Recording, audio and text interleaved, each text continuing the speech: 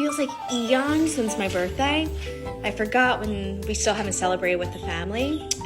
And she's like, what kind of cake do you want? I said, honestly, like I've been doing really good of like just trying to clear house. Yesterday at the Vegan Fest. I'm glad we're doing it this way. I was like, yo, I'm gonna make us a cake.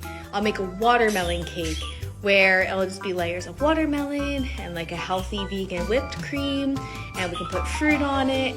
And I totally forgot that I had that to do. So I just put together the first wave of it. Not too bad. Check out my watermelon cake in the making. So there's a few layers of watermelon in here, and in between is a vegan whipped cream. And then I just sliced strawberries. Made a little thing here.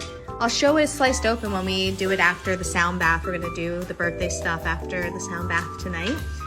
I'm contemplating putting fruit on toothpicks and like decorating it on the sides, or maybe going and getting some flowers out from the garden.